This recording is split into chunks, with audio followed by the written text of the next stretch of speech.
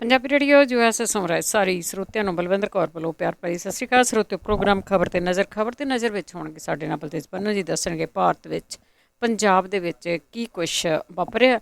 ਖਬਰਾਂ ਤੋਂ ਪਹਿਲਾਂ ਧੰਨਵਾਦ ਸਾਡੇ ਸਪਾਂਸਰ ਦਾ ਜਿਨ੍ਹਾਂ ਨੇ ਇਸ ਪ੍ਰੋਗਰਾਮ ਨੂੰ ਸਪਾਂਸਰ ਕੀਤਾ। ਸਭ ਤੱਕ ਪਹੁੰਚਾਇਆ ਗੁਰਚਰਨ ਸਿੰਘ ਜੀ ਬੇਕਰਸਫੀਲਡ, ਗੁਰਦੀਪ ਸਿੰਘ ਬਿਰਦੀ ਕਲੋਵ, ਸਤਨਾਮ ਸਿੰਘ ਸ਼ੇਰਗਿੱਲ ਸਲਮਾ, ਮਨਜੀਤ ਸਿੰਘ ਦੀਵਾਨਾ ਪ੍ਰੈਜਨੋ, ਖਾਲਸਾ ਇੰਸ਼ੋਰੈਂਸ ਏਜੰਸੀ ਜਿਨ੍ਹਾਂ ਤੋਂ ਘਰਾਂ ਦੀ ਕਾਰਾਂ ਦੀ ਹੋਮ ਲਾਈਫ ਇੰਸ਼ੋਰੈਂਸ ਕਰਵਾ ਸਕਦੇ ਹੋ। ਕਾਲ ਕਰ ਸਕਦੇ ਹੋ 4082722500। ਟਰਕੀਆਣਾ ਇਮੀਗ੍ਰੇਸ਼ਨ ਲਾ ਫਰਮ 4159090503। ਬਹੁਤ ਬਹੁਤ ਧੰਨਵਾਦ ਕਰਦੇ ਹਾਂ ਪ੍ਰੋਗਰਾਮਾਂ ਨੂੰ ਸਪਾਂਸਰ ਕੀਤਾ, ਸਭ ਤੱਕ ਪਹੁੰਚਾਇਆ। ਸਾਡੇ ਨਾਲ ਜੁੜ ਚੁੱਕੇ ਨੇ ਬਲਤੇਜ ਪੰਨੂ। ਸਤਿ ਸ਼੍ਰੀ ਅਕਾਲ, ਸਵਾਗਤ ਹੈ ਜੀ। ਸਤਿ ਸ਼੍ਰੀ ਅਕਾਲ ਜੀ, ਧੰਨਵਾਦ ਜੀ, ਬਹੁਤ ਮਿਹਰਬਾਨੀ।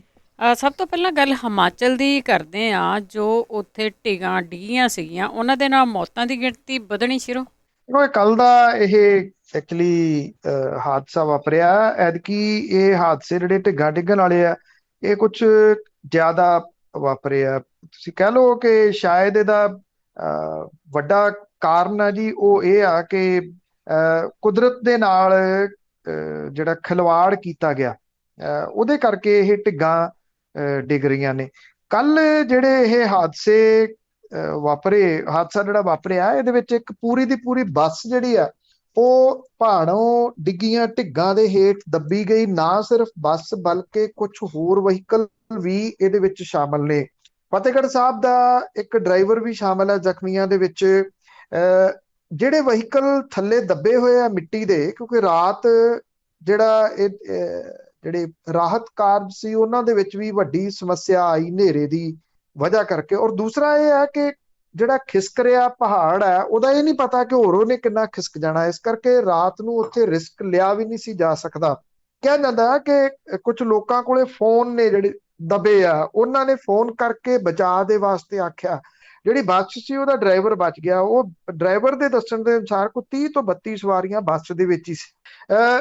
ਕਿੰਨੇ ਟੋਟਲ ਦੱਬੇ ਹੋਏ ਆ, ਕਿਉਂਕਿ ਜਿਹੜੇ ਬਾਕੀ ਵਹੀਕਲ ਨੇ ਇਹਦੇ ਵਿੱਚ ਮਿੱਟੀ 'ਚ ਦੱਬੇ, ਉਹ ਕਿੱਥੋਂ ਦੇ ਨੇ ਤੇ ਉਹਦੇ ਵਿੱਚ ਕਿੰਨੀਆਂ ਜਿਹੜੇ ਦੀ ਉਹ ਲੋਕ ਨੇ। ਜੇ ਕਾਰਾਂ ਨੇ ਤੇ ਉਹਦੇ ਵਿੱਚ ਕਿੰਨੇ ਨੇ ਲੋਕ ਨੇ, ਇਹ ਕੁਝ ਨਹੀਂ ਜਿਹੜਾ ਦੀ ਉਹ ਪਤਾ ਲੱਗ ਰਿਹਾ।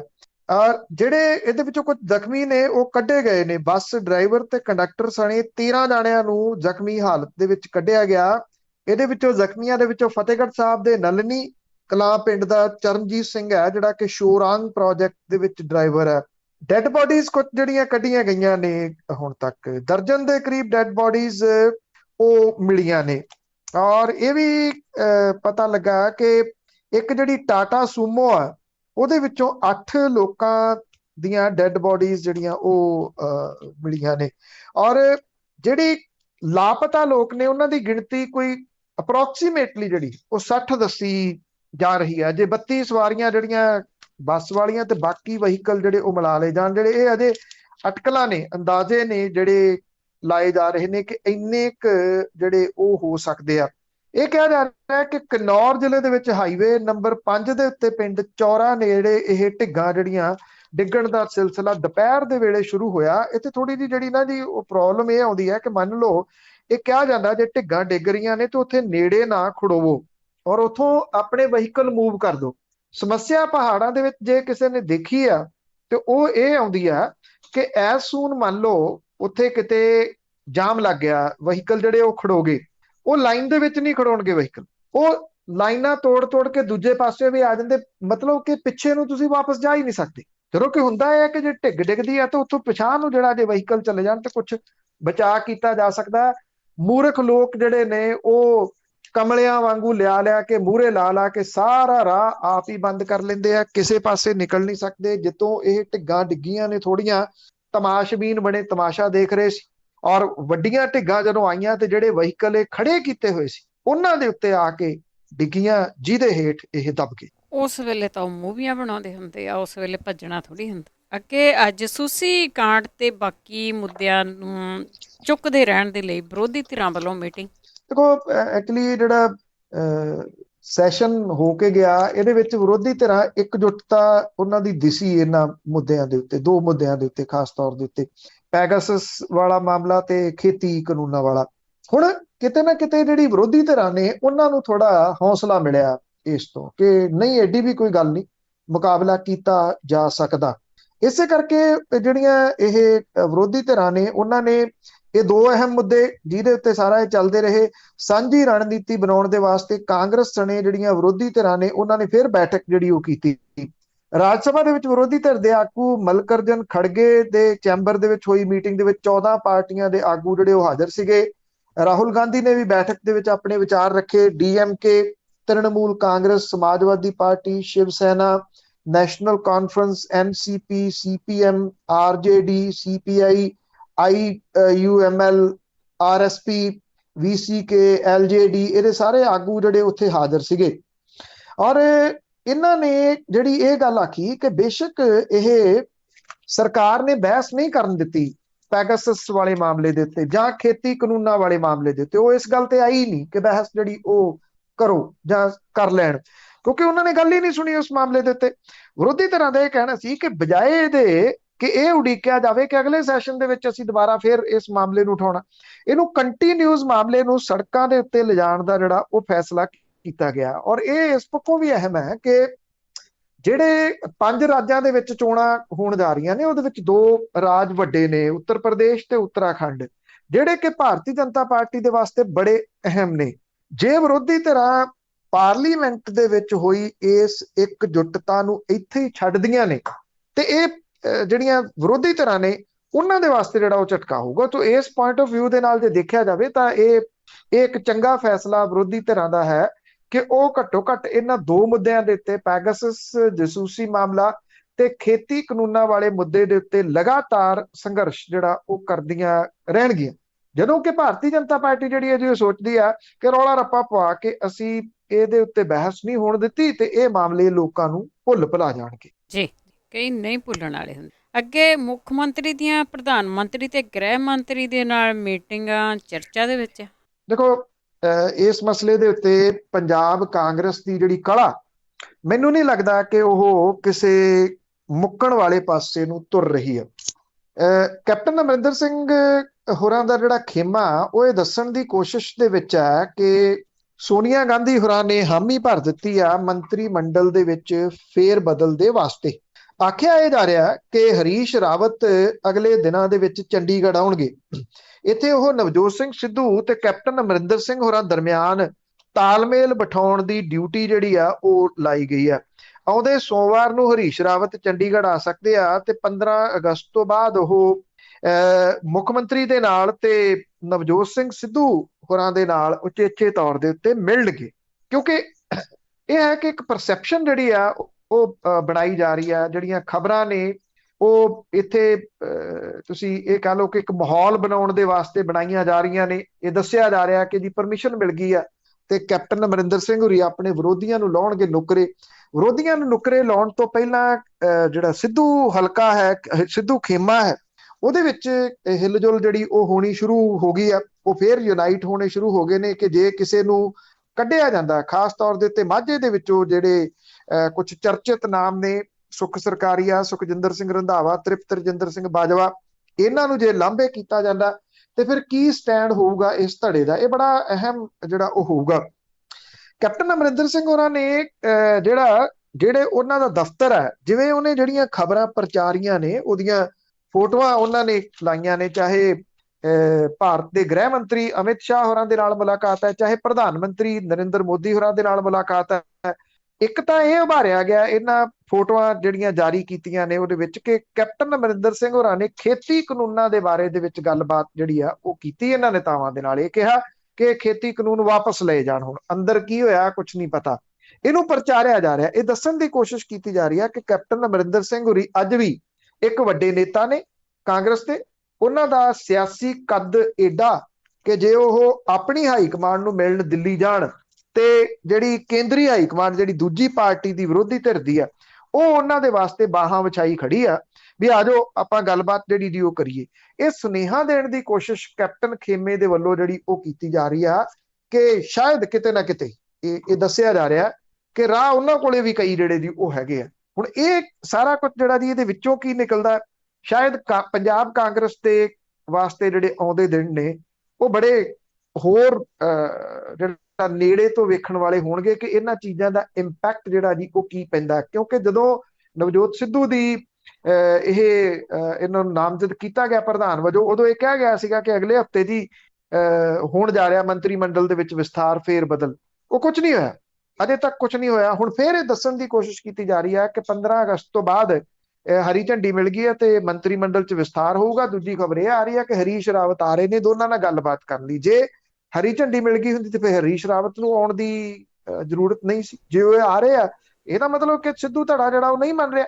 ਔਰ ਇਹ ਵੀ ਕਿਹਾ ਜਾ ਰਿਹਾ ਕਿ ਨਵਜੋਤ ਸਿੰਘ ਸਿੱਧੂ ਦਾ ਜਿਹੜਾ ਧੜਾ ਉਹ ਆਉਂਦੇ ਦਿਨਾਂ ਦੇ ਦੌਰਾਨ ਆਪਣੀ ਸਟ੍ਰੈਟਜੀ ਬਦਲ ਕੇ ਸਿੱਧਮ ਸਿੱਧਾ ਮੁੱਖ ਮੰਤਰੀ ਬਦਲਣ ਦੀ ਮੰਗ ਵੀ ਰੱਖ ਸਕਦਾ।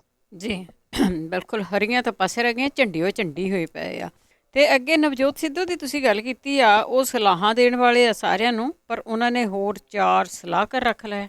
ਦੇਖੋ, ਇਹਦੇ ਵਿੱਚ ਕੁਝ ਚੀਜ਼ਾਂ ਦਾ ਤਾਂ ਜਿਹੜਾ ਉਹ ਸਰਪ੍ਰਾਈਜ਼ ਹੋਇਆ ਕੁਝ ਲੋਕਾਂ ਨੂੰ ਕਿ ਇੱਕ ਤਾਂ ਮੁਹੰਮਦ ਮੁਸਤਫਾ, ਵੈਸੇ ਮੁਹੰਮਦ ਮੁਸਤਫਾ ਵੀ ਉਹਨਾਂ ਅਫਸਰਾਂ ਦੇ ਵਿੱਚੋਂ ਸ਼ਾਮਲ ਹੈ ਜੀ ਜਿਹੜੇ ਪੰਜਾਬ ਦੇ ਵਿੱਚ ਮਾੜੇ ਦਿਨਾਂ ਦੇ ਦੌਰਾਨ ਚਰਚਿਤ ਪੁਲਿਸ ਵਾਲੇ ਜਿਹੜੇ ਉਹ ਰਹੇ, ਜਿਵੇਂ ਮੁਹੰਮਦ ਇਜ਼ਹਾਰ ਆਲਮ ਸੀ, ਸੁਮੇਧ ਸੈਣੀ, ਉਹਨਾਂ ਦੀ ਕੈਟਾਗਰੀ ਦੇ ਵਿੱਚ। ਔਰ ਦੂਜਾ ਇਹਦਾ ਪੱਖ ਇਹ ਆ ਕਿ ਉਹ ਪਿਛਲੇ ਦਿਨੀ ਡੀਜੀਪੀ ਦੇ ਅਹੁਦੇ ਤੋਂ ਰਿਟਾਇਰ ਹੋਏ ਆ, ਪਰ ਡੀਜੀਪੀ ਉਹਨਾਂ ਨੂੰ ਨਹੀਂ ਲੱਗਣ ਦਿੱਤਾ ਗਿਆ।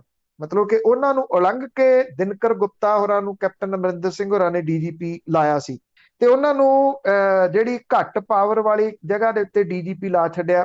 ਅਦਾਲਤ ਦੇ ਵਿੱਚ ਜਿਹੜਾ ਮਾਮਲਾ ਇਹਨੂੰ ਚੈਲੰਜ ਕਰਦਾ ਉਹ ਇਹ ਮਾਫ ਕਰਨਾ ਮੁਹੰਮਦ ਮੁਸਤਫਾ ਹੀ ਲੈ ਕੇ ਗਏ ਸੀ। ਮੁਹੰਮਦ ਮੁਸਤਫਾ ਤੋਂ ਬਾਅਦ ਸੀਨੀਅਰਿਟੀ ਦਾ ਨੰਬਰ ਆਉਂਦਾ ਸਿਧਾਰਥ ਚਟੋਪਾਧਿਆਏ ਦਾ। ਇਹ ਕਿਹਾ ਜਾਂਦਾ ਕਿ ਸਿਧਾਰਥ ਚਟੋਪਾਧਿਆਏ ਨਵਜੋਤ ਸਿੰਘ ਸਿੱਧੂ ਹੋਰਾਂ ਦੇ ਅੱਜ ਕੱਲ ਨੇੜੇ ਨੇ ਕਾਫੀ, ਕਿਉਂਕਿ ਕੈਪਟਨ ਅਮਰਿੰਦਰ ਸਿੰਘ ਹੋਰਾਂ ਨੇ ਉਹਨਾਂ ਨੂੰ ਵੀ ਉਲੰਘਿਆ। ਉਹਨਾਂ ਦੇ ਵੀ ਹੁਣ ਕੁਝ ਮਹੀਨੇ ਜਿਹੜੇ ਆ ਉਹ ਰਹਿੰਦੇ ਆ, ਉਹ ਵੀ ਹੱਥ ਪੈਰ ਮਾਰ ਰਹੇ ਆ ਕਿ ਉਹਨਾਂ ਨੂੰ ਡੀਜੀਪੀ ਬਣਾ ਦਿੱਤਾ ਜਾਵੇ। ਦਿਨਕਰ ਗੁਪਤਾ ਦਿੱਲੀ ਜਾ ਰਹੇ ਆ, ਇਹ ਪਤਾ ਲੱਗ ਰਿਹਾ ਕਿ ਉਹ ਉੱਥੇ ਕੇਂਦਰੀ ਏਜੰਸੀ ਦੇ ਵਿੱਚ ਚਲੇ ਜਾਣਗੇ। ਉਹਦੇ ਕਈ ਰੀਜ਼ਨ ਨੇ। ਮੁਹੰਮਦ ਮੁਸਤਫਾ ਨੂੰ ਜਿਹੜਾ ਉਹ ਨਵਜੋਤ ਸਿੰਘ ਸਿੱਧੂ ਹੋਰਾਂ ਨੇ ਆਪਣਾ ਸਲਾਹਕਾਰ ਨਿਯੁਕਤ ਕੀਤਾ। ਇਹ ਅਹਿਮ ਹੈ। ਜਿਹੜੀ ਚਿੱਠੀ 2 ਦਿਨ ਪਹਿਲਾਂ 5 ਜਾਣਿਆਂ ਨੇ ਲਿਖੀ ਆ, ਇਹਦੇ ਵਿੱਚ ਸੁਖ ਸਰਕਾਰੀਆ, ਸੁਖਜਿੰਦਰ ਸਿੰਘ ਰੰਧਾਵਾ, ਤ੍ਰਿਪਤ ਰਜਿੰਦਰ ਸਿੰਘ ਬਾਜਵਾ ਤੇ ਸੁਲਤਾਨਾ ਬੇਗਮ ਜਿਹੜੇ ਮੰਤਰੀ ਨੇ। ਸੁਲਤਾਨਾ ਬੇਗਮ ਮੁਹੰਮਦ ਮੁਸਤਫਾ ਦੇ ਮਿਸਿਸ ਨੇ। ਤੋ ਉਹ ਜਿਹੜੀ ਚਿੱਠੀ ਦੇ ਉੱਤੇ ਸਾਈਨ ਸੁਲਤਾਨਾ ਬੇਗਮ ਦੇ ਵੀ ਹੈ ਕਿ ਉਹ ਚਿੱਠੀ 'ਚ ਇਹ ਕਿਹਾ ਗਿਆ ਕਿ ਪੁੱਛੋ, ਸਾਨੂੰ ਟਾਈਮ ਦਿਓ। ਸੋਨੀਆ ਗਾਂਧੀ ਨੂੰ ਇਹ ਕਿਹਾ ਗਿਆ ਕਿ ਸਾਨੂੰ ਟਾਈਮ ਦਿਓ, ਅਸੀਂ ਗੱਲ ਕਰਨੀ ਹੈ ਵੀ ਜਿਹੜੇ 18 ਨੁਕਤੇ ਦਿੱਤੇ ਸੀ ਕੈਪਟਨ ਅਮਰਿੰਦਰ ਸਿੰਘ ਹੋਰਾਂ ਨੂੰ, ਉਹਨਾਂ ਨੁਕਤਿਆਂ ਤੇ ਕੰਮ ਸ਼ੁਰੂ ਹੋਇਆ ਕਿ ਨਹੀਂ ਹੋਇਆ, ਮਤਲਬ ਕਿ ਵਕਤ ਪਾਇਆ। ਤੋ ਮੁਹੰਮਦ ਮੁਸਤਫਾ ਨੂੰ ਜਿਹੜਾ ਦੀ ਉਹ ਸਲਾਹਕਾਰ ਲਾਉਣਾ ਇਹ ਅਹਿਮ ਹੈ। ਡਾਕਟਰ ਅਮਰ ਸਿੰਘ ਆਜ਼ਾਦ ਦੂਸਰੇ ਜਿਹੜੇ ਨੇ ਉਹ ਲਾਏ ਗਏ ਆ ਸਲਾਹਕਾਰ। ਡਾਕਟਰ ਅਮਰ ਸਿੰਘ ਆਜ਼ਾਦ ਹੁਰੀ ਸਾਬਕਾ ਜਿਹੜੇ ਉਹ ਨੌਕਰਸ਼ਾਹ ਨੇ, ਅਫਸਰਸ਼ਾਹ ਨੇ। ਟੁੱਲ ਲੱਗ ਗਿਆ, ਫਤਿਹਗੜ੍ਹ ਸਾਹਿਬ ਤੋਂ ਜਿੱਤ ਗਏ। ਫਤਿਹਗੜ੍ਹ ਸਾਹਿਬ ਉਂਝ ਵੀ ਟੁੱਲ ਲਵਾ ਹੀ ਦਿੰਦਾ। ਪਹਿਲਾਂ ਇਹਨਾਂ ਨੇ ਹਰਿੰਦਰ ਸਿੰਘ ਖਾਲਸਾ ਦਾ ਲਵਾਇਆ ਸੀ, ਨਾ ਖਾਲਸਾ ਲੱਭੇ ਹਲਕੇ 'ਚ, ਨਾ ਡਾਕਟਰ ਅਮਰ ਸਿੰਘ ਆਜ਼ਾਦ ਲੱਭਦੇ ਆ ਹਲਕੇ 'ਚ। ਕੋਈ ਸਰਗਰਮੀ ਤਾਂ ਉਹਨਾਂ ਦੀ ਦੀਦੀ ਨਹੀਂ, ਚੁੱਕ ਕੇ ਉਹਨਾਂ ਨੂੰ ਵੀ ਜਿਹੜਾ ਦੀ ਉਹ ਸਲਾਹਕਾਰ ਲਾਇਆ। ਮਾਲਵਿੰਦਰ ਸਿੰਘ ਮਾਲੀ ਸਲਾਹਕਾਰ ਲਾਏ ਨੇ। ਗੁਰਚਰਨ ਸਿੰਘ ਟੌਹੜਾ ਹੋਰਾਂ ਦੇ ਨੇੜੇ ਹੁੰਦੇ ਸੀ, ਬੜਬੋਲੇ ਟਾਈਪ ਦੇ ਵਿਅਕਤੀ ਨੇ। ਸੇਵਾ ਸਿੰਘ ਸੇਖਵਾਂ ਹੋਰਾਂ ਨੇ ਨੌਕਰੀ ਤੋਂ ਉਹਨਾਂ ਨੂੰ ਕੱਢਤਾ ਸੀ ਇੱਕ ਵਾਰੀ, ਟੀਚਰੀ ਤੋਂ, ਮਾਸਟਰੀ ਤੋਂ। ਸੇਵਾ ਸਿੰਘ ਸੇਖਵਾਂ ਉਦੋਂ ਜਿਹੜੇ ਦੀ ਉਹ ਸਿੱਖਿਆ ਮੰਤਰੀ ਅਕਾਲੀ ਸਰਕਾਰ ਦੇ ਵੇਲੇ ਬਣੇ ਸੀਗੇ ਇੱਕ ਵਾਰੀ। ਪਿਛਲੇ ਦਿਨਾਂ ਤੋਂ ਮਾਲਵਿੰਦਰ ਸਿੰਘ ਮਾਲੀ ਸੋਸ਼ਲ ਮੀਡੀਆ ਦੇ ਉੱਤੇ ਨਵਜੋਤ ਸਿੰਘ ਸਿੱਧੂ ਹੋਰਾਂ ਦੇ ਬਹੁਤ ਗੋਗੇ ਗਾਉਂਦੇ ਜਿਹੜਾ ਜੀ ਉਹ ਨਜ਼ਰ ਆਉਂਦੇ ਨੇ। ਉਹਨਾਂ ਦੀ ਜੇ ਤੁਸੀਂ ਪੜ੍ਹੋ, ਸਟੇਟਸ ਪੜ੍ਹੋ ਜਾਂ ਵੀਡੀਓ ਦੇ ਰੂਪ ਦੇ ਵਿੱਚ, ਉਹਨਾਂ ਨੂੰ ਜਿਹੜਾ ਜੀ ਇਹ ਨਵਜੋਤ ਸਿੰਘ ਸਿੱਧੂ ਹੋਰਾਂ ਦਾ ਸਲਾਹਕਾਰ ਲਾਉਣਾ ਇਹ ਥੋੜਾ ਜਿਹਾ ਅਚੰਭਾ ਜਿਹੜਾ ਉਹ ਬਹੁਤਾ ਹੋਇਆ, ਕਿਉਂਕਿ ਭਾਸ਼ਾ ਦੇ ਉੱਤੇ ਕੰਟਰੋਲ ਜਿਹੜਾ ਉਹ ਬੜਾ ਰਹਿਣਾ ਜ਼ਰੂਰੀ ਹੁੰਦਾ। ਜਿਹੜਾ ਕੋਈ ਵੀ ਵਿਅਕਤੀ ਕਿਸੇ ਵੀ ਜਗ੍ਹਾ ਦੇ ਉੱਤੇ ਬੈਠਾ ਤੇ ਅਨਕੰਟਰੋਲਡ ਭਾਸ਼ਾ ਵਾਲਿਆਂ ਦੇ ਵਿੱਚੋਂ ਮਾਲਵਿੰਦਰ ਸਿੰਘ ਮਾਲੀ ਹੁਰੀ ਆਉਂਦੇ ਆ। ਹਾਂ, ਇੱਕ ਚੋਇਸ ਜਿਹੜੀ ਆ ਉਹ ਜ਼ਰੂਰ ਸਹੀ ਕਹੀ ਜਾ ਰਹੀ ਆ, ਪਿਆਰੇ ਲਾਲ ਗਰਗ। ਪਿਆਰੇ ਲਾਲ ਗਰਗ ਸਿਆਸੀ ਬੰਦੇ ਨਹੀਂ ਹੈਗੇ ਬਿਲਕੁਲ ਵੀ, ਔਰ ਉਹ ਜਿਹੜਾ ਦੀ ਇੱਕ ਬੇਦਾਗ ਸ਼ਖਸੀਅਤ ਹੈਗੇ ਆ। ਸਿੱਖਿਆ ਦੇ ਉੱਤੇ ਬਹੁਤ ਸਾਰਾ ਕੁਝ ਉਹ ਬੋਲਦੇ ਰਹਿੰਦੇ ਆ, ਅਕਸਰ ਪੰਜਾਬ ਦੇ ਹਿੱਲ ਚੁੱਕੇ ਸਿੱਖਿਅਤ ਢਾਂਚੇ ਦੇ ਉੱਤੇ। ਹੁਣ ਉਹ ਇਹ ਕਹਿੰਦੇ ਮੈਂ ਕਾਂਗਰਸ ਨਹੀਂ ਜੁਆਇਨ ਕਰਨੀ, ਨਾ ਮੈਂ ਕੋਈ ਦਫ਼ਤਰ ਲੈਣਾ, ਨਾ ਮੈਂ ਦਫ਼ਤਰ 'ਚ ਬਹਿਣਾ। ਉਹ ਕਹਿੰਦੇ ਜੇ ਨਵਜੋਤ ਸਿੰਘ ਸਿੱਧੂ ਹੋਰੀ ਸਲਾਹ ਮੰਗਣਗੇ ਐਜੂਕੇਸ਼ਨ ਦੇ ਬਾਰੇ ਜਾਂ ਦੂਜੇ ਜੋ ਉਹ ਜਾਣਦੇ ਆ ਕਿ ਕੁਝ ਬਿਹਤਰੀ ਦੇ ਵਾਸਤੇ, ਉਹ ਸਲਾਹ ਜ਼ਰੂਰ ਜਿਹੜੀ ਜੀ ਉਹ ਦੇ ਦੇਣਗੇ। ਇਹ ਉਹਨਾਂ ਨੇ ਆਪਣਾ ਮਤਲਬ ਇੱਕ ਕਿਸਮ ਦੇ ਨਾਲ ਜਿਹੜਾ ਸਟੈਂਡ ਆ ਉਹ ਕਾਇਮ ਰੱਖਿਆ ਕਿ ਉਹਨਾਂ ਨੇ ਇਹਦਾ ਕੋਈ ਲਾਹਾ ਨਹੀਂ ਲੈਣਾ, ਦਫ਼ਤਰ ਵਗੈਰਾ ਨਹੀਂ ਲੈਣਾ। ਜੇ ਨਹੀਂ ਜਾਣਾ, ਦਫ਼ਤਰ ਨਹੀਂ ਜਾਣਾ, ਬੈਠਣਾ ਨਹੀਂ ਕਿਤੇ, ਸੁਣਨਾ ਨਹੀਂ, ਫਿਰ ਜਿਹੜੇ ਡਾਕਟਰ ਪਿਆਰੇ ਲਾਲ ਗਰਗ ਨੇ, ਉਹਨਾਂ ਦੀ ਸਲਾਹ ਜਿਹੜੀ ਜੀ ਕੀ ਹੋਊਗੀ, ਮਾਲੀ ਹੋਰੀ ਬਿਨਾਂ ਕਿਸੇ ਸ਼ੱਕ ਦੇ ਦਫ਼ਤਰ ਲੈ ਕੇ ਬਹਿਣਗੇ। ਮੁਹੰਮਦ ਮੁਸਤਫਾ ਚੰਡੀਗੜ੍ਹ ਬੈਠਦੇ ਆ ਜਾਂ ਉਹ ਕਿੱਥੇ ਬੈਠਦੇ ਆ, ਇਹ ਜਿਹੜਾ ਉਹ ਵੇਖਣ ਵਾਲਾ ਹੋਊਗਾ। ਆਈ ਥਿੰਕ ਸਲਾਹ ਜਿਹੜੀ ਆ ਉਹ ਦੇਣੀ ਸੌਖੀ ਹੁੰਦੀ ਆ, ਸਲਾਹ ਲੈਣੀ ਬੜੀ ਔਖੀ ਹੁੰਦੀ ਹੈ। ਹੁਣ ਵੇਖਣਾ ਇਹ ਹੋਊਗਾ ਕਿ ਨਵਜੋਤ ਸਿੰਘ ਸਿੱਧੂ ਹੋਰੀ ਜਿਹੜੇ ਜਿਨ੍ਹਾਂ ਦੇ ਬਾਰੇ ਮਸ਼ਹੂਰ ਹੈ ਕਿ ਟੀਮ ਦੇ ਨਾਲ ਬਹੁਤ ਉਹ ਘੱਟ ਚੱਲਦੇ ਆ, ਇਹ ਸਲਾਹਕਾਰਾਂ ਦੀ ਟੀਮ ਦੀ ਕੋਈ ਗੱਲ ਜਿਹੜੀ ਜੀ ਉਹ ਮੰਨਣਗੇ ਜਾਂ ਨਹੀਂ। ਚਲੋ ਸਲਾਹਾਂ ਸੁਣਨ ਵਾਲੇ ਤਾਂ ਹੋਣਗੇ, ਚੌਂ ਨੂੰ ਸਲਾਹਾਂ ਦੇਣਗੇ ਤੁਸੀਂ। ਅੱਗੇ ਪੂਰੇ ਪੰਜਾਬ ਦੇ ਵਿੱਚ ਵੱਖ-ਵੱਖ ਥਾਵਾਂ ਤੇ ਹਾਕੀ ਖਿਡਾਰੀਆਂ ਦੇ ਵਾਪਸ ਆਉਣ ਦੇ ਉੱਤੇ ਜਸ਼ਨ ਮਨਾਏ ਜਾ ਰਹੇ। ਦੇਖੋ, ਇਹ ਬੜੀ ਬਹੁਤ ਸਮੇਂ ਤੋਂ ਬਾਅਦ ਪੰਜਾਬ ਦੇ ਵਿੱਚ ਹਾਕੀ ਦੀ ਵੁਕਤ ਪੈਂਦੀ ਜਿਹੜੀ ਆ ਉਹ ਵੇਖੀ ਆ। ਮੈਂ ਤਾਂ ਆਪਣੀ ਸੁਰਤ ਦੇ ਵਿੱਚ ਨਹੀਂ ਕਦੀ ਜਿਹੜਾ ਜੀ ਉਹ ਵੇਖਿਆ, ਕਿਉਂਕਿ 40 ਸਾਲ ਤੋਂ ਬਾਅਦ ਤਾਂ ਤਗਮਾ ਹੀ ਜਿਹੜਾ ਜੀ ਆ ਉਹ ਪਹਿਲਿਆਂ ਦੇ ਵਿੱਚ ਜ਼ਰੂਰ ਲੋਕਾਂ ਦਾ ਕਰੇਜ਼ ਹਾਕੀ ਦੇ ਵਿੱਚ ਹੁੰਦਾ ਸੀਗਾ। ਜਦੋਂ ਬਲਬੀਰ ਸਿੰਘ ਹੁਰੀ ਖੇਡਦੇ ਰਹੇ ਆ ਬਹੁਤ ਪੁਰਾਣੀਆਂ ਗੱਲਾਂ 'ਚ, ਜਾਂ ਜਿਹੜਾ ਕੁਛ ਜਿਹੜਾ ਫਿਰ ਵੀ ਹੁੰਦਾ ਸੀ, ਪ੍ਰਗਟ ਸਿੰਘ ਹੁਰੀ ਜਦੋਂ ਖੇਡਦੇ ਰਹੇ, ਪ੍ਰਗਟ ਸਿੰਘ ਹੋਰਾਂ ਨੇ ਰਿਪਰੈਜ਼ੈਂਟ ਕੀਤਾ, ਵਧੀਆ ਖੇਡ ਖੇਡੀ, ਪਰ ਹਾਕੀ ਉੱਥੇ ਨਹੀਂ ਫਿਰ ਵੀ ਜਿਹੜੀ ਜੀ ਉਹ ਪਹੁੰਚ ਸਕੀ ਜਿੱਥੇ ਮੌਜੂਦਾ ਇਹਨਾਂ ਨੌਜਵਾਨਾਂ ਨੇ ਪਹੁੰਚਾਈ ਹੈ। ਇਹਦੇ ਵਿੱਚ ਉੜੀਸਾ ਦੇ ਨਵੀਨ ਪਟਨਾਇਕ ਦਾ ਬਹੁਤ ਵੱਡਾ ਹੱਥ ਹੈ। ਇਹ ਯਾਦ ਕਰਾਉਣਾ ਤਾਂ ਕਰਕੇ ਬਾਰ-ਬਾਰ ਜ਼ਰੂਰੀ ਹੈ ਵੀ ਇੱਥੇ ਸਿਆਸੀ ਲਾਹਾ ਲਿਆ ਜਾ ਰਿਹਾ, ਕੀਤਾ ਕੁਝ ਨਹੀਂ ਜਾ ਰਿਹਾ। ਜਿੱਦਣ ਦੀ ਇਹ ਅਨਾਉਂਸਮੈਂਟ, ਜਿੱਦਣ ਦੇ ਇਹਨਾਂ ਨੇ ਜੇਤੂ ਜਿਹੜੀ ਜੀ ਲੈ ਫੜੀ ਆ, ਬੱਲੇ ਬੱਲੇ ਹੋਈ ਆ, ਤੁਸੀਂ ਦੱਸ ਦੇਣਾ ਕਿ ਸਰਕਾਰ ਦੇ ਤਰਫੋਂ ਕੋਈ ਕਿਸੇ ਜਗ੍ਹਾ ਦੇ ਉੱਤੇ ਕੋਈ ਇਸ ਤਰ੍ਹਾਂ ਦਾ ਐਲਾਨ ਹੋਵੇ ਕਿ ਅਸੀਂ ਕੋਈ ਇੱਕ ਡਿਸਟ੍ਰਿਕਟ ਦੇ ਵਿੱਚ ਐਸਟ੍ਰੋਟਰਫ ਜਿਹੜੀ ਬਣਾ ਦਿਆਂਗੇ, ਜਿਹੜੀਆਂ ਕਿ ਉੜੀਸਾ ਦੇ ਵਿੱਚ 19 ਐਸਟ੍ਰੋਟਰਫ ਜਿਹੜੀਆਂ ਵਿਛਾਈਆਂ ਗਈਆਂ ਨੇ। ਇੱਕ ਸਿੰਗਲ ਦਾ ਵੀ ਅਨਾਉਂਸਮੈਂਟ ਜਿਹੜੀ ਉਹ ਨਹੀਂ ਹੋਈ, ਕਿਉਂਕਿ ਇਹ ਮੋਮੈਂਟਮ ਤਾਂ ਬਣਾਤਾ ਖਿਡਾਰੀਆਂ ਨੇ। ਇਹਨੂੰ ਹੁਣ ਅੱਗੋਂ ਜਿਹੜਾ ਕਿਵੇਂ ਲੈ ਕੇ ਤੁਰਨਾ, ਸਰਕਾਰਾਂ ਦਾ ਕੰਮ ਹੁੰਦਾ। ਪੰਜਾਬੀਆਂ ਨੇ ਵੀ ਜਿਹੜਾ ਦੀ ਉਹ ਪਲਕਾਂ ਵਿਛਾ ਕੇ ਇਹਨਾਂ ਦਾ ਸਵਾਗਤ ਕੀਤਾ। ਸਾਰੇ ਦਰਬਾਰ ਸਾਹਿਬ ਗਏ, ਉੱਥੇ ਮੱਥਾ ਟੇਕਿਆ, ਔਰ ਬਹੁਤ ਵੱਡੀ ਗਿਣਤੀ ਦੇ ਵਿੱਚ ਲੋਕ ਜਿਹੜੇ ਸਨ ਏਅਰਪੋਰਟ ਦੇ ਉੱਤੇ ਪਹਿਲਾਂ ਇਹਨਾਂ ਨੂੰ ਲੈਣ ਗਏ। 9 ਖਿਡਾਰੀ ਨੇ ਜੀ ਪੰਜਾਬ ਦੇ, ਇਹ ਬੜੀ ਆਪਣੇ ਆਪ ਦੇ ਵਿੱਚ ਪ੍ਰਾਪਤੀ ਆ। ਮਨਪ੍ਰੀਤ ਸਿੰਘ, ਰੁਪਿੰਦਰਪਾਲ ਸਿੰਘ, ਹਰਮਨਪ੍ਰੀਤ ਸਿੰਘ, ਮਨਦੀਪ ਸਿੰਘ, ਵਰੁਣ ਕੁਮਾਰ, ਦਿਲਪ੍ਰੀਤ ਸਿੰਘ, ਸਿਮਰਨਜੀਤ ਸਿੰਘ, ਗੁਰਜੰਟ ਸਿੰਘ, ਹਾਰਦਕ ਸਿੰਘ, ਸ਼ਮਸ਼ੇਰ ਸਿੰਘ, ਕ੍ਰਿਸ਼ਨਾ ਬਹਾਦਰ ਪਾਠਕ ਤੇ ਗੁਰਜੀਤ ਕੌਰ। ਇਹ ਇੱਕੋ ਇੱਕ ਲੜਕੀ ਆ ਜਿਹੜੀ ਕੁੜੀਆਂ ਦੀ ਟੀਮ ਦੇ ਵਿੱਚ ਸ਼ਾਮਲ ਸੀ ਪੰਜਾਬ ਤੋਂ। ਇਹਨਾਂ ਸਾਰਿਆਂ ਨੇ ਇੱਕੋ ਰੰਗ ਦੀਆਂ ਪੱਗਾਂ ਬੰਨੀਆਂ ਸੀਗੀਆਂ ਜੀ। ਸੋ ਬਹੁਤ ਇੱਕ ਵਧੀਆ ਨਜ਼ਾਰਾ ਇਹ ਸਾਰੇ ਖਿਡਾਰੀ ਪੇਸ਼ ਕਰ ਰਹੇ ਸੀਗੇ। ਸ਼੍ਰੋਮਣੀ ਗੁਰਦੁਆਰਾ ਪ੍ਰਬੰਧਕ ਕਮੇਟੀ ਨੇ ਵੀ ਉਹਨਾਂ ਦਾ ਮਾਨ ਸਨਮਾਨ ਕੀਤਾ। ਚੰਗੀ ਗੱਲ ਹੈ, ਬਹੁਤ ਵਧੀਆ ਗੱਲ ਹੈ, ਹੋਣਾ ਚਾਹੀਦਾ ਸੀ, ਡਿਜ਼ਰਵਿੰਗ ਨੇ ਇਹ। ਪਿੰਡਾਂ ਦੇ ਵਿੱਚ ਜਾਂ ਇਹਨਾਂ ਦੇ ਜ਼ਿਲ੍ਹਿਆਂ ਦੇ ਵਿੱਚ ਵੀ ਕੱਲ ਖੂਬ ਰੌਣਕਾਂ ਲੱਗੀਆਂ ਰਹੀਆਂ। ਅਜਨਾਲੇ ਦੇ ਵਿੱਚ, ਅਜਨਾਲੇ ਕਿਉਂਕਿ ਇਹ ਜਿਹੜੀ ਗੁਰਜੀਤ ਕੌਰ ਹੈ ਅਜਨਾਲਾ ਦੇ ਨਾਲ ਲੱਗਵੇਂ ਪਿੰਡ ਦੀ ਆ, ਮਿਆਦੀਆਂ, ਉੱਥੇ ਪਹੁੰਚਣ ਦੇ ਉੱਤੇ ਉਹਦਾ ਜ਼ੋਰਦਾਰ ਸਵਾਗਤ ਪਿੰਡ ਦੇ ਵਿੱਚ ਜਿਹੜਾ ਉਹ ਕੀਤਾ ਗਿਆ। ਸ਼ਾਹਬਾਦ ਮਾਰਕੰਡਾ ਜਿਹੜਾ ਹਰਿਆਣੇ 'ਚ ਪੈਂਦਾ, ਉੱਥੇ ਰਾਣੀ ਰਾਮਪਾਲ ਬਹੁਤ ਜਿਹੜੀ ਇੱਕ ਕਿਸਾਨ ਛੋਟੇ ਜਿਹੇ ਪਰਿਵਾਰ ਦੇ ਵਿੱਚੋਂ ਆ, ਉੱਥੇ ਨਵਜੋਤ ਤੇ ਨਵਦੀਪ ਦਾ ਸਨਮਾਨ ਜਿਹੜਾ ਸੀ ਉਹ ਕੀਤਾ ਗਿਆ। ਜਲੰਧਰ ਦੇ ਵਿੱਚ ਹਾਰਦਿਕ ਸਿੰਘ ਜਿਹੜਾ ਹਾਕੀ ਖਿਡਾਰੀ ਆ, ਉਹਦਾ ਜਦੋਂ ਸਵਾਗਤ ਕੀਤਾ ਗਿਆ, ਖੁੱਲੀ ਜੀਪ 'ਚ ਉਹਨੂੰ ਲਿਆਂਦਾ ਗਿਆ, ਤਾਂ ਲੋਕ ਛੱਤਾਂ ਤੇ ਚੜੇ ਰਹੇ ਉਸ ਹਾਰਦਿਕ ਨੂੰ ਵੇਖਣ ਲਈ ਜਿਹੜਾ ਉਹਨਾਂ ਦੇ ਨੇੜੇ ਤੇੜੇ ਭੌਂਦਾ ਹੁੰਦਾ ਸੀ। ਪਰ ਕਦੀ ਕਿਸੇ ਨੂੰ ਇਹ ਨਹੀਂ ਸੀ ਪਤਾ ਕਿ ਇਹ ਇੱਥੋਂ ਤੱਕ ਨੌਜਵਾਨ ਪਹੁੰਚਣਗੇ। ਜੰਡਿਆਲਾ ਗੁਰੂ ਜਿਹੜਾ ਪਿਛਲੇ ਦਿਨਾਂ 'ਚ ਕਣਕ ਦੇ 5 ਗੋਦਾਮ ਹੜੱਪ ਜਾਣ ਦੇ ਮਾਮਲੇ ਚਰਚਾ ਦੇ ਵਿੱਚ ਸੀਗਾ, ਕੱਲ ਉੱਥੇ ਹਰਮਨਪ੍ਰੀਤ ਤੇ ਗੁਰਜੰਟ ਦੇ ਵੱਲੋਂ ਜਦੋਂ ਇਹ ਗਏ ਤੇ ਲੋਕਾਂ ਨੇ ਜ਼ੋਰਦਾਰ ਤਰੀਕੇ ਦੇ ਨਾਲ ਉਹਨਾਂ ਦਾ ਸਵਾਗਤ ਕੀਤਾ। ਜਲੰਧਰ ਦੇ ਵਿੱਚ ਜਲੰਧਰ ਪਹੁੰਚੇ ਟੀਮ ਦੇ ਕਪਤਾਨ ਮਨਪ੍ਰੀਤ, ਮਨਦੀਪ ਤੇ ਵਰੁਣ ਕੁਮਾਰ ਨੂੰ BSF ਚੌਂਕ ਤੋਂ ਫੁੱਲਾਂ ਦੇ ਨਾਲ ਲੱਦੀ ਹੋਈ ਜੀਪ ਦੇ ਉੱਤੇ, ਖੁੱਲੀ ਜੀਪ ਦੇ ਉੱਤੇ ਲਿਜਾਇਆ ਗਿਆ। ਮਾਡਲ ਟਾਊਨ ਦੇ ਵਿੱਚੋਂ ਜਦੋਂ ਜੀਪ ਲੰਘੀ ਤਾਂ ਲੋਕਾਂ ਨੇ ਫੁੱਲ ਸੁੱਟੇ ਇਹਨਾਂ ਦੇ ਉੱਤੇ। ਰੁਪਿੰਦਰਪਾਲ ਜਿਹੜਾ ਕਿ ਫਰੀਦਕੋਟ ਦਾ, ਫਰੀਦਕੋਟ ਦੇ ਵਿੱਚ ਬਹੁਤ ਵੱਡੀ ਗਿਣਤੀ ਦੇ ਵਿੱਚ ਲੋਕਾਂ ਨੇ ਪਹੁੰਚ ਕੇ ਇਸ ਰੁਪਿੰਦਰਪਾਲ ਨੂੰ ਉਹ ਜੀਪ ਖੁੱਲੀ ਦੇ ਵਿੱਚ ਜਿਹੜਾ ਉਹ ਲੈ ਕੇ ਗਏ। ਬਟਾਲੇ ਦੇ ਵਿੱਚ ਸਿਮਰਨਜੀਤ ਜਿਹੜਾ ਸੀ, ਉਹਦਾ ਪਿੰਡ ਚਾਲ ਕਲਾਂ ਦੇ ਵਿੱਚ ਵਿਆਹ ਵਰਗਾ ਮਾਹੌਲ ਸੀਗਾ। ਸਵਾਲ ਫਿਰ ਉਹੀ ਹੈ, ਮੋਮੈਂਟਮ ਇਹਨਾਂ ਨੌਜਵਾਨ ਖਿਡਾਰੀਆਂ ਨੇ ਸਿਰਜ ਦਿੱਤਾ। ਇਹਨਾਂ ਖਿਡਾਰੀਆਂ ਦੇ ਅੰਦਰ ਅਜੇ ਬਹੁਤ ਸਾਰੀ ਖੇਡ ਬਾਕੀ ਹੈ, ਆਉਂਦੇ ਸਮੇਂ ਦੇ ਵਿੱਚ ਬਹੁਤ ਸਾਰੀ ਖੇਡ ਇਹ ਵਿਖਾਉਣਗੇ। ਪਰ ਇਸ ਮੋਮੈਂਟਮ ਨੂੰ ਕੀ ਸਰਕਾਰ ਜਿਹੜੀ ਉਹ ਸੰਭਾਲ ਕੇ ਖੇਡਾਂ ਵਾਲੇ ਮਾਮਲੇ 'ਚ ਕੁਝ ਕਰੂਗੀ, ਇਹ ਅਜੇ ਸਵਾਲ ਨੇ ਵੱਡੇ। ਦੇਖੋ ਸਰਕਾਰਾਂ ਨੇ ਤਾਂ ਨਹੀਂ ਮੇਰਾ ਖਿਆਲ ਕੁਛ ਕਰਨਗੀਆਂ ਅੱਗੇ।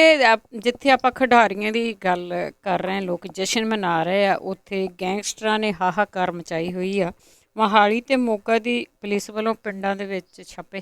ਦੇਖੋ ਇਹ ਮਾਮਲਾ ਬਹੁਤ ਗੰਭੀਰ ਹੁੰਦਾ ਤੁਰਿਆ ਜਾ ਰਿਹਾ, ਔਰ ਉਦੋਂ ਵੀ ਵੱਧ ਗੰਭੀਰ ਇਹ ਆ ਸਿਆਸਤਦਾਨਾਂ ਦੀ ਇਹਦੇ ਉੱਤੇ ਚੁੱਪ, ਸਰਕਾਰ ਦੀ ਇਹਦੇ ਉੱਤੇ ਚੁੱਪ, ਪੁਲਿਸ ਦੀ ਇਹਦੇ ਉੱਤੇ ਚੁੱਪ, ਸਾਈਬਰ ਸੈੱਲ ਦੀ ਇਹਦੇ ਉੱਤੇ ਚੁੱਪ। ਕਿਉਂਕਿ ਗੈਂਗਸਟਰ ਜਿਹੜੇ ਆ ਉਹ ਓਪਨਲੀ ਸੋਸ਼ਲ ਮੀਡੀਆ ਦਾ ਸਹਾਰਾ ਲੈ ਰਹੇ ਆ ਇੱਕ ਦੂਜੇ ਨੂੰ ਜਾਨੋਂ ਮਾਰਨ ਦੀਆਂ ਧਮਕੀਆਂ ਦੇਣ ਦੇ ਵਾਸਤੇ। ਜਿਹੜਾ SOI ਹੈ, ਜਿਹੜੇ ਵਿਦਿਆਰਥੀ ਵਿੰਗ ਆ ਅਕਾਲੀ ਦਲ ਬਾਦਲ ਦਾ, ਉਹਦਾ ਸਾਬਕਾ ਆਗੂ ਤੇ ਯੂਥ ਅਕਾਲੀ ਦਲ ਦਾ ਆਗੂ ਵਿੱਕੀ ਮਿੱਡੂ ਖੇੜੇ ਦੇ ਮਾਮਲੇ ਦੇ ਵਿੱਚ ਅਜੇ ਵੀ ਮੁਹਾਲੀ ਪੁਲਿਸ ਦੇ ਹੱਥ ਜਿਹੜੇ ਆ ਉਹ ਖਾਲੀ ਕਹੇ ਜਾ ਰਹੇ ਆ, ਕੋਈ ਸੁਰਾਗ ਨਹੀਂ ਮਿਲ ਰਿਹਾ। SSP ਮੁਹਾਲੀ ਸਤਿੰਦਰ ਸਿੰਘ ਇਸ ਮਾਮਲੇ ਦੀ ਖੁਦ ਅਗਵਾਈ ਜਿਹੜੀ ਆ ਉਹ ਕਰ ਰਹੇ ਆ। ਨੈਸ਼ਨਲ ਹਾਈਵੇ ਤੇ ਜਿਹੜੇ ਆਪਣੇ ਸਟੇਟ ਹਾਈਵੇ ਨੇ, ਉਹਨਾਂ ਦੇ ਉੱਤੇ ਲੱਗੇ CCTV ਕੈਮਰਿਆਂ ਦੀ ਫੁਟੇਜ ਚੈੱਕ ਕੀਤੀ ਜਾ ਰਹੀ ਹੈ। ਪੁਲਿਸ ਜਿਹੜੀ ਆ ਉਹ ਗੈਂਗਸਟਰ ਗੌਰਵ ਪਟਿਆਲਾ ਉਰਫ ਲੱਕੀ ਦੀ ਭਾਲ ਕਰ ਰਹੀ ਹੈ ਇਸ ਮਾਮਲੇ ਦੇ ਉੱਤੇ। ਉਧਰ ਮੋਗੇ ਦੇ ਨੇੜੇ ਪਿੰਡ ਪੈਂਦਾ ਸੇਖਾ ਕਲਾਂ, ਇਹ ਇੱਕਦਮ ਪੁਲਿਸ ਛਾਉਣੀ ਦੇ ਵਿੱਚ ਤਬਦੀਲ ਹੋ ਗਿਆ। ਮੁਹਾਲੀ ਤੇ ਮੋਗੇ ਦੀ ਪੁਲਿਸ ਨੇ ਇਸ ਪਿੰਡ ਨੂੰ ਘੇਰ ਲਿਆ, ਔਰ ਇੱਥੇ ਜਿਹੜੇ ਸੀਨੀਅਰ ਅਫਸਰ ਸੀ ਉਹਨਾਂ ਨੇ ਅਗਵਾਈ ਕੀਤੀ। ਨਾ ਪਿੰਡ ਦੇ ਅੰਦਰ ਕਿਸੇ ਨੂੰ ਆਉਣ ਦਿੱਤਾ ਗਿਆ, ਨਾ ਪਿੰਡ ਦੇ ਬਾਹਰ ਕਿਸੇ ਨੂੰ ਜਾਣ ਦਿੱਤਾ ਗਿਆ। ਪੂਰਾ ਪਿੰਡ ਕਈ ਘੰਟਿਆਂ ਤੱਕ ਸੀਲ ਰਿਹਾ। ਪੁਲਿਸ ਦੇ ਸੂਤਰਾਂ ਦੇ ਮੁਤਾਬਕ ਕਿਸੇ ਮੋਬਾਈਲ ਫੋਨ ਕਾਲ ਦੀ ਲੋਕੇਸ਼ਨ ਟਰੇਸ ਇੱਥੋਂ ਕੀਤੀ ਗਈ ਸੀ। ਪੁਲਿਸ ਨੇ ਤਲਾਸ਼ੀ ਮੁਹਿੰਮ ਦੇ ਦੌਰਾਨ ਕਾਂਗਰਸ ਦੇ ਨਾਲ ਜੁੜੇ ਇੱਕ ਚਰਚਿਤ ਆਗੂ ਤੇ ਉਹਦੇ ਘਰੇ ਕੰਮ ਕਰ ਰਹੇ ਰਾਜ ਮਿਸਤਰੀ ਸਣੇ 8 ਜਾਣਿਆਂ ਨੂੰ ਹਿਰਾਸਤ ਦੇ ਵਿੱਚ ਲਿਆ, ਔਰ CIA ਸਟਾਫ ਬਾਘੇ ਪੁਰਾਣੇ ਲਿਜਾ ਕੇ ਇਹਨਾਂ ਤੋਂ ਪੁੱਛ ਪੜਤਾਲ ਕੀਤੀ। ਇਸ ਮਾਮਲੇ ਤੇ ਅਧਿਕਾਰੀ ਅਜੇ ਆਪਣਾ ਮੂੰਹ ਖੋਲਣ ਦੇ ਵਾਸਤੇ ਤਿਆਰ ਨਹੀਂ। ਜਿਹੜੇ ਗੈਂਗਸਟਰ ਨੇ ਉਹਨਾਂ ਦੇ ਨਾਲ ਸਿਆਸੀ ਧਿਰਾਂ ਦਾ ਜੁੜੇ ਹੋਣਾ ਸਭ ਤੋਂ ਜਿਹੜਾ ਉਹ ਖਤਰਨਾਕ ਹੈ। ਸੁਖਬੀਰ ਸਿੰਘ ਬਾਦਲ ਹੋਰੀ ਜਦੋਂ ਵਿੱਕੀ ਮਿੱਡੂ ਖੇੜਾ ਦੇ ਘਰੇ ਜਾ ਕੇ ਇਹ ਕਹਿੰਦੇ ਆ ਕਿ ਵਿੱਕੀ ਮਿੱਡੂ ਖੇੜਾ ਨੂੰ ਮਾਰਨ ਵਾਲਿਆਂ ਨੂੰ ਅਸੀਂ ਛੱਡਾਂਗੇ ਨਹੀਂ, ਇਹ ਜਿਹੜਾ ਸਵਾਲ ਹੈ ਨਾ ਜੀ, ਇਹ ਗੰਭੀਰ ਅੱਗੋਂ ਸਵਾਲ ਪੈਦਾ ਕਰ ਦਿੰਦਾ। ਕਿਉਂਕਿ ਕਿਹਾ ਤਾਂ ਇਹ ਜਾਣਾ ਚਾਹੀਦਾ ਨਾ ਕਿ ਕਾਨੂੰਨ ਉਹਨਾਂ ਨੂੰ ਛੱਡੂਗਾ ਨਹੀਂ, ਜਦੋਂ ਇਹ ਕਹਿੰਦੇ ਕਿ ਅਸੀਂ ਉਹਨਾਂ ਨੂੰ ਨਹੀਂ ਛੱਡਾਂਗੇ। ਇਹ ਬੜਾ ਅਜੀਬੋ-ਗਰੀਬ ਜਿਹੜਾ ਜੀ ਉਹ ਤਰਕ ਦੇਣ ਦੀ ਕੋਸ਼ਿਸ਼ ਕਰ ਰਹੇ ਨੇ। ਔਰ ਪੰਜਾਬ ਦੇ ਵਿੱਚ ਜਿਸ ਕਿਸਮ ਦੀਆਂ ਇਹ ਧਮਕੀਆਂ ਸ਼ੁਰੂ ਹੋਈਆਂ ਨੇ, ਜੇਲ੍ਹਾਂ ਦੇ ਅੰਦਰ ਬੈਠੇ ਜਿਹੜੇ ਗੈਂਗਸਟਰ ਨੇ ਉਹਨਾਂ ਦੇ ਵਿੱਚ ਕਿਸੇ ਵੇਲੇ ਵੀ ਗੈਂਗਵਾਰ ਛਿੜ ਸਕਦੀ ਹੈ, ਜਿਹਦੀ ਗੰਭੀਰਤਾ ਨੂੰ ਨਾ ਅਜੇ ਸਰਕਾਰ ਸੋਚ ਰਹੀ ਹੈ, ਨਾ ਪੁਲਿਸ, ਨਾ ਸਾਈਬਰ ਸੈੱਲ, ਨਾ ਓਕੂ ਜਿਹੜੀ ਕਿ ਆਰਗੇਨਾਈਜ਼ਡ ਕ੍ਰਾਈਮ ਕੰਟਰੋਲ ਯੂਨਿਟ, ਜਿਹੜੀ ਇਹ ਕਹਿੰਦੀ ਹੈ ਕਿ ਅਸੀਂ ਪੱਛਮੀ ਬੰਗਾਲ ਤੱਕ ਪੈੜ ਨੱਪ ਲੈਂਦੇ ਆ ਗੈਂਗਸਟਰਾਂ ਦੀ। ਇੱਥੇ ਹੁਣ ਕਿਉਂ ਨਹੀਂ ਨੱਪੀ ਜਾ ਰਹੀ? ਉਹ ਤਾਂ ਇੱਕ ਥਾਂ ਹੀ ਬੈਠੇ ਆ, ਉਹ ਤਾਂ ਪੈੜ ਨੱਪੀ ਨਹੀਂ ਜਾ ਰਹੀ। ਅੱਗੇ ਸਰਕਾਰ ਦੇ ਹੋਰਡਿੰਗ ਤਾਂ ਲਾਏ ਹੋਏ ਆ, ਨਸ਼ਿਆਂ ਦਾ ਲੱਕ ਤੋੜ ਦਿੱਤਾ ਆ, ਪਰ ਪਹਿਲੀਆਂ ਮੌਤਾਂ ਦੇ ਅੰਕੜੇ ਵੀ ਦੇਖ ਲਓ, ਉਹ ਵੀ ਗਿਣਤੀ ਬਹੁਤ ਆ। ਤੇ ਹੁਣ ਅੱਜ ਕੱਲ੍ਹ ਵੀ ਓਵਰਡੋਜ਼ ਦੇ ਨਾਲ ਨਸ਼ੇ ਦੇ ਨਾਲ ਮਰ ਰਹੇ ਆ। ਦੇਖੋ ਇਹ ਲਗਾਤਾਰ ਮੌਤਾਂ ਓਵਰਡੋਜ਼ ਦੇ ਨਾਲ ਹੋ ਰਹੀਆਂ ਨੇ। ਇਹ ਮੌਤਾਂ ਉਹ ਨੇ ਅੰਕੜੇ ਜਿਹੜੇ ਦਿੱਤੇ ਗਏ ਆ, ਜਿਹੜੇ ਸਰਕਾਰੀ ਤੌਰ ਦੇ ਉੱਤੇ ਕੇਂਦਰੀ ਸਮਾਜਿਕ ਨਿਆਂ ਤੇ ਸ਼ਕਤੀਕਰਨ ਮੰਤਰਾਲੇ ਦੇ ਅੰਕੜੇ ਨੇ। ਆਪਾਂ ਸਾਰੇ ਜਾਣਦੇ ਆ ਕਿ ਜਿਹੜਾ ਸਾਡੀ ਸੁਸਾਇਟੀ ਆ, ਪੰਜਾਬੀ ਸਮਾਜ ਇਹਦੇ ਵਿੱਚ ਖਾਸ ਤੌਰ ਦੇ ਉੱਤੇ ਸ਼ਾਮਲ ਹੈ। ਇਹ ਆਪਣੀ ਜਿਹੜੀ ਪੂਰੀ ਜ਼ਿੰਦਗੀ ਇਸ ਚੀਜ਼ ਦੇ ਵਿੱਚ ਕੱਢਦਾ ਕਿ ਜੇ ਮੈਂ ਆਹ ਕੀਤਾ ਤੇ ਲੋਕੀ ਕੀ ਕਹਿਣਗੇ, ਜੇ ਮੈਂ ਆਹ ਨਾ ਕੀਤਾ ਤੇ ਫਿਰ ਲੋਕੀ ਕੀ ਕਹਿਣਗੇ। ਮਤਲਬ ਕਿ ਅਸੀਂ ਲੋਕਾਂ ਦੀ ਖਾਤਰ ਜੀਨੇ ਆ, ਲੋਕਾਂ ਦੀ ਖਾਤਰ ਪਾਉਨੇ ਆ, ਲੋਕਾਂ ਦੀ ਖਾਤਰ ਖਾਣੇ ਆ, ਲੋਕਾਂ ਦੀ ਖਾਤਰ ਹੰਡਾਉਨੇ ਆ। ਵੀ ਜੇ ਕਿਸੇ ਕੋਲੇ ਵੱਡੀ ਗੱਡੀ ਆ ਮੈਂ ਨਾ ਲਈ ਤੇ ਲੋਕੀ ਕੀ ਕਹਿਣਗੇ, ਜੇ ਕਿਸੇ ਕੋਲੇ ਵੱਡੀ ਕੋਠੀ ਆ ਮੈਂ ਨਾ ਪਾਈ ਤੇ ਲੋਕੀ ਕੀ ਕਹਿਣਗੇ। ਤੇ ਜਦੋਂ ਇਸ ਤਰ੍ਹਾਂ ਦੀ ਗੱਲ ਆਉਂਦੀ ਆ, ਅਸੀਂ ਕਬੂਤਰ ਵਾਂਗੂ ਅੱਖਾਂ ਮੀਟਣ ਦੇ ਵਿੱਚ ਮਸ਼ਹੂਰ ਲੋਕ ਆ। ਅਸੀਂ ਇਹਨਾਂ ਚੀਜ਼ਾਂ ਦੇ ਉੱਤੇ ਮਿੱਟੀ ਪਾਉਨੇ ਆ। ਇੱਥੇ ਇਹ ਬੜਾ ਲਫ਼ਜ਼ ਜਿਹੜਾ ਇੱਕ ਪਿਛਲੇ ਸਾਲਾਂ ਤੋਂ ਚੱਲਦਾ, ਸਾਇਲੈਂਟ ਹਾਰਟ ਅਟੈਕ, ਚੁੱਪ ਕੀਤਾ ਦਿਲ ਦਾ ਦੌਰਾ, ਉਹਦੇ ਨਾਲ ਹੋ ਰਹੀਆਂ ਮੌਤਾਂ ਇੱਕਦਮ ਕਿਉਂ ਇੰਨੀਆਂ ਹੋਣਗੀਆਂ? ਕਹਿੰਦੇ ਜੀ ਪਿਆ ਰਹਿ ਗਿਆ। ਜਿਹੜੀ ਇੱਕ ਗੱਲ ਅਕਸਰ ਹੁੰਦੀ ਹੈ, ਸਾਇਲੈਂਟ ਹਾਰਟ ਅਟੈਕ ਹੋ ਗਿਆ। ਕਿਸੇ ਡਾਕਟਰ ਨੂੰ ਨਹੀਂ ਦਿਖਾਇਆ, ਕਿਸੇ ਡਾਕਟਰ ਨੇ ਨਹੀਂ ਆਖਿਆ ਕਿ ਸਾਇਲੈਂਟ ਹਾਰਟ ਅਟੈਕ ਸੀਗਾ, ਕਹਿ ਦਿੱਤਾ ਸਾਇਲੈਂਟ ਹਾਰਟ ਅਟੈਕ ਆ, ਪਤਾ ਨਾ ਜਿਹੜਾ ਉਹ ਲੱਗ ਜੇ। ਜੇ ਇਹਦੇ ਵਿੱਚ ਓਵਰਆਲ ਸਾਰੀਆਂ ਮੌਤਾਂ ਪਾਈਆਂ ਜਾਣ ਤੇ ਇਹ ਅੰਕੜਾ ਬੜਾ ਡਰਾਉਣਾ, ਬਹੁਤ ਡਰਾਉਣਾ ਇਹ ਅੰਕੜਾ, ਵੱਡਾ ਅੰਕੜਾ। ਸਰਕਾਰ ਕਹਿੰਦੀ ਹੈ ਅਸੀਂ ਨਸ਼ੇ ਦਾ ਲੱਕ ਤੋੜਤਾ, ਗੁਟਕੇ ਦੀ ਸਹੁੰ ਚੁੱਕੀ ਸੀ ਕੈਪਟਨ ਅਮਰਿੰਦਰ ਸਿੰਘ ਹੋਰਾਂ ਨੇ ਬਠਿੰਡੇ, ਮੈਂ 4 ਹਫ਼ਤਿਆਂ ਦੇ ਵਿੱਚ ਜਿਹੜਾ ਜੀ ਉਹ ਨਸ਼ੇ ਦਾ ਖਾਤਮਾ ਕਰ ਦੂੰ ਪੰਜਾਬ 'ਚੋਂ। 4 ਹਫ਼ਤੇ ਛੱਡੋ, 4 ਮਹੀਨੇ ਛੱਡੋ, 40 ਮਹੀਨੇ ਛੱਡੋ, 4 ਸਾਲ ਛੱਡੋ, 5ਵਾਂ ਸਾਲ ਜਿਹੜਾ ਜੀ ਉਹ ਸਟਾਰਟ ਹੋ ਗਿਆ। ਹੋਰਡਿੰਗਸ ਲਾਤੇ, ਨਸ਼ੇ ਦਾ ਲੱਕ ਜਿਹੜਾ ਪੰਜਾਬ ਦੇ ਵਿੱਚੋਂ ਤੋੜ ਦਿੱਤਾ। ਗੈਂਗਸਟਰ ਖਤਮ ਕਰਨੇ ਸੀ, ਗੈਂਗਸਟਰ ਖਤਮ ਕਰਤੇ। ਇਹ ਹੋਰਡਿੰਗ ਲੱਗੇ ਹੋਏ ਨੇ। ਗੈਂਗਸਟਰ ਦੀ ਆਪਾਂ ਕਹਾਣੀ ਪਾ ਹੀ ਦਿੱਤੀ ਪਹਿਲਾਂ। ਜਿਹੜੇ ਇਹ ਜਨਵਰੀ 17 ਤੋਂ ਲੈ ਕੇ 19 ਤੱਕ 3 ਸਾਲਾਂ ਦੇ ਵਿੱਚ ਜਿਹੜੀਆਂ ਨਸ਼ੇ ਦੀਆਂ ਓਵਰਡੋਜ਼ ਦੇ ਨਾਲ ਮੌਤਾਂ ਹੋਈਆਂ ਨੇ, ਉਹ 17 ਦੀ ਜਿਹੜੀ ਕਹਾਣੀ ਆ ਉਹ ਇਹਨਾਂ ਬੋਰਡਾਂ ਦਾ ਨੱਕ ਚੜਾ ਰਹੀ ਹੈ। ਇੱਕ ਕੌੜਾ ਸੱਚ ਹੈ, ਹਰ 6ਵੇਂ ਦਿਨ ਜਿਹੜੀ ਰਜਿਸਟਰ ਹੋ ਰਹੀ ਮੌਤ ਹੈ, ਜਿਹੜੀ ਰਿਪੋਰਟ ਹੋ ਰਹੀ ਮੌਤ ਆ, ਉਹ ਓਵਰਡੋਜ਼ ਦੇ ਨਾਲ ਹੋ ਰਹੀ ਆ। ਔਰ ਕੈਪਟਨ ਸਰਕਾਰ ਦੇ ਪਹਿਲੇ ਵਰ੍ਹੇ ਦੇ ਦੌਰਾਨ 17 ਦੇ ਵਿੱਚ ਨਸ਼ਿਆਂ ਦੇ ਨਾਲ 71 ਮੌਤਾਂ ਹੋਈਆਂ, 18 ਦੇ ਵਿੱਚ ਇਹ ਵੱਧ ਕੇ ਅੰਕੜਾ 78 ਹੋ ਗਿਆ, ਸਾਲ 19 ਦੇ ਵਿੱਚ 45 ਮੌਤਾਂ ਨਸ਼ੇ ਦੇ ਨਾਲ ਹੋਈਆਂ ਨੇ। ਲੰਘੇ ਸਾਲ ਦਾ ਵੇਰਵਾ ਜਾਰੀ ਨਹੀਂ ਕੀਤਾ ਗਿਆ ਅਜੇ। ਇਹਨਾਂ 3 ਵਰ੍ਹਿਆਂ ਦੇ ਵਿੱਚ 14 ਸਾਲ ਤੋਂ ਘੱਟ ਉਮਰ ਦੇ 2 ਬੱਚੇ ਵੀ ਨਸ਼ੇ ਦੀ ਵੱਧ ਮਾਤਰਾ ਲੈਣ ਕਰਕੇ ਮੌਤ ਦੇ ਮੂੰਹ ਪਏ ਨੇ। 18 ਤੋਂ 30 ਸਾਲ ਦੀ ਉਮਰ ਦੇ 122 ਜਣੇ, 30 ਤੋਂ 45 ਸਾਲ ਦੀ ਉਮਰ ਦੇ 59 ਜਣੇ, 45 ਤੋਂ 60 ਉਮਰ ਦੇ ਜਿਹੜੇ 8 ਜਣੇ ਨਸ਼ਿਆਂ ਦੇ ਕਰਕੇ ਮੌਤ ਦੇ ਮੂੰਹ ਜਿਹੜਾ ਉਹ ਪਏ ਨੇ। ਦੇਸ਼ ਦੇ ਪਹਿਲੇ 6 ਸੂਬਿਆਂ ਦੇ ਵਿੱਚ ਪੰਜਾਬ ਦਾ ਨਾਮ ਨਸ਼ਿਆਂ ਦੇ ਮਾਮਲੇ ਦੇ ਵਿੱਚ ਬੋਲਦਾ। ਔਰ ਸਰਕਾਰ ਜਿਹੜੀ ਆ ਉਹ ਕਹਿੰਦੀ ਆ ਕਿ ਅਸੀਂ ਇਹਦਾ ਲੱਕ ਤੋੜ ਦਿੱਤਾ, ਜਦੋਂ ਕਿ ਜਿਹੜੀਆਂ ਓਵਰਡੋਜ਼ ਦੇ ਨਾਲ ਮੌਤਾਂ ਨੇ ਇਹ ਕੇਂਦਰੀ ਸਰਕਾਰੀ ਅੰਕੜੇ ਨੇ। ਇਸੇ ਕਰਕੇ ਪਿਛਲੇ ਸਾਲ ਦੇ ਅੰਕੜੇ ਹੀ ਜਾਰੀ ਨਹੀਂ ਕੀਤੇ ਗਏ। ਪਰਸੋਂ ਅਜੇ ਇੱਥੇ ਸੰਗਰੂਰ ਦੇ ਵਿੱਚ ਜਿਹੜਾ ਜੀ ਉਹ ਪੈਂਦਾ ਪਿੰਡ, ਉੱਥੇ 29 ਸਾਲ ਦਾ ਮੁੰਡਾ, ਉਹਦੀ ਸਿਰਿੰਜ ਲੱਗੇ ਦੀ ਜਿਹੜੀ ਉਹ ਡੈੱਡ ਬੋਡੀ ਮਿਲੀ ਹੈ। ਛੋਟਾ ਜਿਹਾ ਉਹਦਾ 6 ਮਹੀਨੇ ਦਾ ਅਜੇ ਬੱਚਾ ਇੱਕ ਜਿਹੜਾ। ਇਸ ਤਰ੍ਹਾਂ ਦੀਆਂ ਮੌਤਾਂ ਲਗਾਤਾਰ ਪੰਜਾਬ ਦੇ ਵਿੱਚ ਜਿਹੜੀਆਂ ਉਹ ਹੋ ਰਹੀਆਂ ਨੇ, ਪਰ ਸਰਕਾਰ ਕਹਿੰਦੀ ਆ ਨਹੀਂ ਨਹੀਂ ਸਭ ਜਿਹੜਾ ਜੀ ਉਹ ਠੀਕ ਆ। ਲੱਕ ਤੋੜਨ ਨੂੰ ਕਿਹਾ ਸੀ, ਲੱਕ ਤੋੜਤਾ, ਖਤਮ ਕਰਨ ਦਾ ਤਾਂ ਅਸੀਂ ਕਿਹਾ ਹੀ ਨਹੀਂ ਸੀ। ਸਰਕਾਰ ਦਾ ਲੱਕ ਤੇ ਆਪਣਾ ਹੀ ਟੁੱਟਾ ਹੋਇਆ ਹੈ। ਤਾਂ ਅਖੀਰ ਦੇ ਵੈਸੇ ਗੱਲ ਕਰਦੇ ਹਾਂ ਲੋਕ ਸਭਾ ਦੇ ਸੈਸ਼ਨ ਦੀ, ਉਹ ਤੇ ਖਤਮ ਹੋ ਗਿਆ, ਪਰ ਜਿਹੜੀ ਕਿਸਾਨਾਂ ਦੀ ਸੰਸਦ ਲੱਗੀ ਆ ਉਹ ਚਰਚਾ 'ਚ ਬਹੁਤ ਰਹੀ। ਦੇਖੋ ਇਹ ਇੱਕ ਨਾ ਡਰਾਮਾ ਬਣਾ ਲਿਆ ਸਿਆਸਤਦਾਨਾਂ ਨੇ, ਆ ਰੋਣ ਧੋਣ ਵਾਲਾ। ਇਹ ਚੰਗਾ ਕੰਮ ਜਿਹੜਾ ਜੀ ਉਹ ਚੱਲਣਾ ਸ਼ੁਰੂ ਹੋ ਗਿਆ। ਕਦੀ ਕੋਈ ਰੋਣ ਲੱਗ ਜਾਂਦਾ, ਕਦੀ ਕੋਈ ਰੋਣ ਲੱਗ ਜਾਂਦਾ। ਪ੍ਰਧਾਨ ਮੰਤਰੀ ਤਾਂ ਕਈ ਵਾਰੀ ਰੋ ਹਟੇ ਨਾ, ਤੇ ਰੋਏ ਜਿਹੜੇ ਹੋਰ ਵੀ ਨੇ ਕਈ, ਉਹਨਾਂ ਨੂੰ ਵੀ ਇਹੀ ਟ੍ਰੇਨਿੰਗ ਜਿਹੜੀ ਜੀ ਦੇਤੀ। ਤੇ ਹੁਣ ਰੋ ਪਏ ਐਮ ਵੈਂਕਈਆ ਨਾਇਡੂ ਜਿਹੜੇ ਕਿ ਰਾਜ ਸਭਾ ਦੇ ਚੇਅਰਮੈਨ ਨੇ। ਉਹ ਰੌਲੇ ਰੱਪੇ ਤੋਂ ਕਹਿੰਦੇ ਮੈਂ ਬਹੁਤ ਦੁਖੀ ਹਾਂ ਵਿਰੋਧੀ ਧਿਰਾਂ ਤੋਂ ਕਿ ਉਹਨਾਂ ਨੇ ਇਹ ਚੱਲਣ ਨਹੀਂ ਦਿੱਤੀ ਰਾਜ ਸਭਾ। ਦੁਖੀ ਉਹ ਤੇ ਉਹਦਾ ਹੱਲ ਲੱਭਦੇ ਕਿ ਚਲਾਉਣੀ ਕਿਵੇਂ ਹੈ। ਕਰ ਤਾਂ ਤੁਸੀਂ ਕੁਝ ਸਕਦੇ ਨਹੀਂ ਕਿਉਂਕਿ ਤੁਹਾਡੇ ਹੱਥ ਵੱਸ ਕੁਝ ਨਹੀਂ ਹੈਗਾ। ਜਿਹੜੀਆਂ ਤਾਰਾਂ ਤੁਹਾਡੀਆਂ ਜਿੱਥੋਂ ਹਿਲਦੀਆਂ ਉਹ ਸਭ ਨੂੰ ਪਤਾ। ਰੋ ਕੇ ਦਿਖਾ ਦੇਣ ਦੇ ਨਾਲ ਜਿਹੜਾ ਜੀ ਉਹ ਕੀ ਹੁੰਦਾ, ਪਵਿੱਤਰ ਸਦਨ ਕਹੀ ਜਾਣਾ, ਉਹਦੇ ਨਾਲ ਪਵਿੱਤਰ ਸਦਨ ਥੋੜੀ ਨਾ ਬਣ ਜਾਂਦਾ। ਜਿਹੜੇ ਉੱਥੇ ਮੁੱਦੇ ਉੱਠਣੇ ਚਾਹੀਦੇ ਸੀ ਉਹ ਨਹੀਂ ਜਿਹੜੇ ਉਹ ਉੱਠੇ, ਰੋ ਕੇ ਦਿਖਾਤਾ। ਬਹੁਤ ਮਾੜਾ ਹੋਇਆ। ਸਦਨ ਦਾ ਜਿਹੜਾ ਟੋਟਲ ਕੰਮ ਸੀਗਾ ਉਹ 22% ਦੇ ਕਰੀਬ ਹੋਇਆ। ਸਿਰਫ ਕਿਸਾਨਾਂ ਦਾ ਜਿਹੜਾ ਵੋਟਰ ਵਿਪ ਸੀਗਾ ਉਹਨੇ ਬਹੁਤ ਕੰਮ ਕੀਤਾ। ਨਵਾਂ ਲਫ਼ਜ਼ ਸੀ, ਪਾਰਟੀਆਂ ਵਿਪ ਜਾਰੀ ਕਰਦੀਆਂ ਸੀ, ਐਤਕੀ ਕਿਸਾਨਾਂ ਨੇ ਵੋਟਰ ਵਿਪ ਜਿਹੜਾ ਉਹ ਜਾਰੀ ਕੀਤਾ। ਔਰ ਇਹਦੇ ਨਾਲ ਇਹ ਹੋਇਆ ਕਿ ਉਹਨਾਂ ਨੇ ਜਿਵੇਂ ਕਹਿਤਾ ਕਿ ਕਿਸੇ ਨੇ ਵਾਕਆਊਟ ਕਰਕੇ ਨਹੀਂ ਜਾਣਾ, ਤੁਸੀਂ ਅੰਦਰ ਵਿਰੋਧ ਕਰੋਗੇ। ਉਹਨਾਂ ਨੂੰ ਵਿਰੋਧ ਕਰਨਾ ਪੈ ਗਿਆ ਮਜਬੂਰੀ ਦੇ ਤਹਿਤ। ਇਹ ਵਿਰੋਧ ਹੁੰਦਾ ਰਿਹਾ।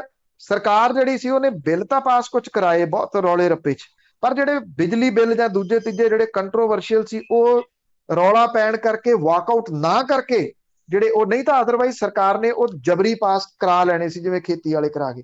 ਉਹ ਤਾਂ ਚੱਲੀ ਨਹੀਂ। ਪਰ ਕਿਸਾਨ ਸੰਸਦ ਦਾ ਬੋਲਬਾਲਾ ਰਿਹਾ ਜੀ, ਜਿਹਦੇ ਵਿੱਚ ਕਿਸਾਨਾਂ ਨੇ ਬਹੁਤ ਸੁਹਿਰਦਤਾ ਦੇ ਨਾਲ ਪ੍ਰੌੜ ਜਿਹੜੀ ਲੀਡਰਸ਼ਿਪ ਆ ਉਹਦਾ ਸਬੂਤ ਦਿੱਤਾ। ਇੱਕ ਤਾਂ ਕੰਟੀਨਿਊਸ ਚਲਾਇਆ ਇਹਨੂੰ। ਅਕਸਰ ਜਿਹੜੀ ਇਦਾਂ ਦੀ ਪੈਰਲਰ ਸੰਸਦ ਚੱਲਦੀ ਆ ਵਿਦੇਸ਼ਾਂ ਦੇ ਕੁਝ ਮੁਲਕਾਂ ਦੇ ਵਿੱਚ, ਸਿੰਬੋਲਿਕ ਰੂਪ ਦੇ ਵਿੱਚ ਇਹਨੂੰ ਚਲਾਇਆ ਜਾਂਦਾ। ਉਹਦੀ ਤਰਜ਼ ਦੇ ਉੱਤੇ ਉਹ 1-2 ਦਿਨ ਹੁੰਦੀ ਹੈ। ਇਹ ਲਗਾਤਾਰ ਚੱਲੀ। ਜਿੰਨੇ ਦਿਨ ਉਹ ਸੰਸਦ ਚੱਲੀ ਉਹਨੇ ਦਿਨ ਕਿਸਾਨਾਂ ਦੀ ਸੰਸਦ ਚੱਲੀ। ਸਿਆਣਪ ਕਿਸਾਨ ਲੀਡਰਸ਼ਿਪ ਨੇ ਇਹ ਕੀਤੀ ਕਿ ਕਾਰਡ ਜਾਰੀ ਕਰਕੇ, ID ਕਾਰਡ ਦੇ ਕੇ 200-200 ਬੰਦਾ ਰੋਜ਼ ਜਾਂਦਾ ਰਿਹਾ। ਨਹੀਂ ਤਾਂ ਅਦਰਵਾਈਜ਼ ਉੱਥੇ ਸਰਕਾਰਾਂ ਇਹ ਕੰਮ ਕਰਦੀਆਂ ਨੇ, ਹੁੱਲੜਬਾਜ਼ ਵਾੜ ਦਿੰਦੀਆਂ ਨੇ ਵਿੱਚ। ਕੋਸ਼ਿਸ਼ ਪੂਰੀ ਵਾੜਨ ਦੀ ਕੀਤੀ। ਜਿਹੜੇ ਇੱਕ ਫਿਰਕੇ ਨੂੰ ਗਾਲਾਂ ਕੱਢੀਆਂ ਗਈਆਂ ਉਹਦਾ ਹੀ ਪਾਰਟ ਸੀ ਉਹ ਉੱਥੇ ਲਾ ਕੇ ਜੰਤਰ ਮੰਤਰ ਤੇ।